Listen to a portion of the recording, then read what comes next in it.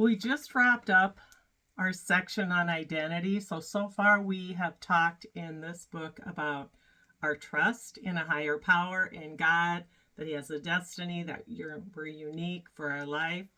Then we talked about purpose, how to know what our purpose is, our reason for being. We're not just here to have fun in this world. We are here for a reason. We were created for a reason. The last section was on identity and really understanding what makes us who we are, and all the gifts and talents we have to help us see ourselves not just as this one person, but perhaps the very place we're called to go is a gift or a talent we haven't yet even used.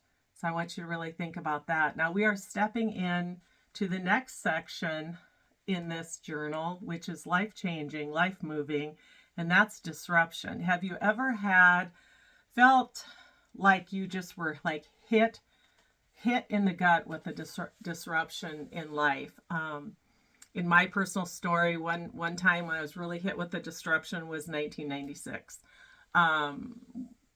There's several other times in my life when I seemed to be going the way I thought I was always going to go, and there was a disruption. Disruptions can come in all kinds of ways, but it's so good to know when Satan is blocking and stopping you, and when there's a disruption, and that's God moving you in another direction, okay?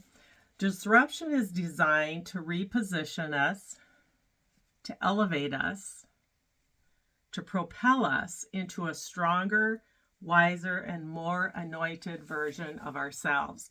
Now, there are a few of you that are, got this book and walking through this journal with me that I personally know have had in the last few years a disruption in your life. Not one that you welcomed, not one that you wanted.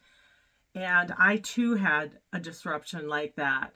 And I realized that a severe loss of a human being in your life, a terrible illness, financial disruption, any of those, sometimes one can seem worse than another, but the truth of it is a disruption is a disruption. A disruption is when you thought things were going the way you always wanted them to go, and it was a major disruption. Now, we can do one or two things with the disruption. We can stomp our foot, be mad. We can even think we're not mad at God, but if we allow that disruption to stop us in our tracks and keep us from moving forward, then in essence, we are like, I'm mad at you, God. I don't think you have my best interest at heart.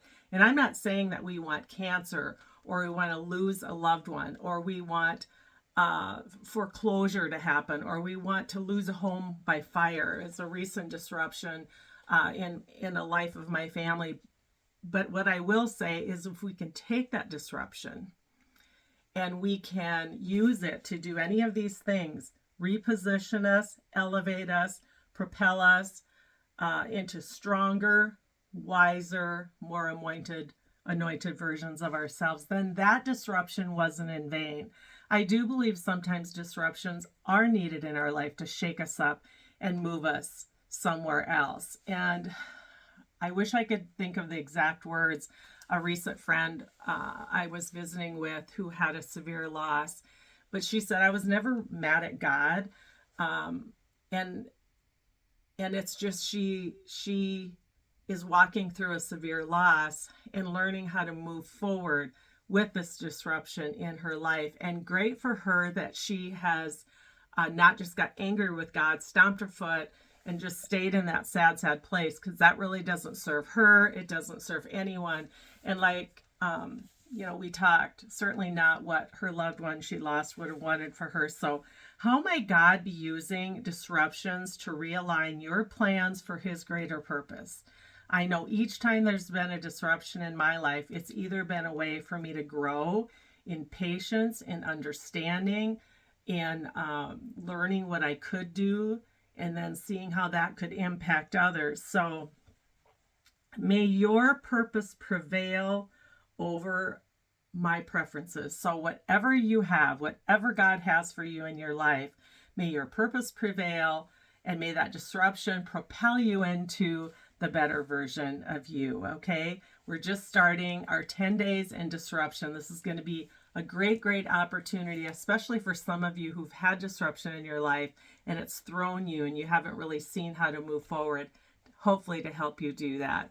Don't yet have this book. It's never too late to order it. I don't get any kickback, but it is 100 Days of Believing Bigger, life-changing book.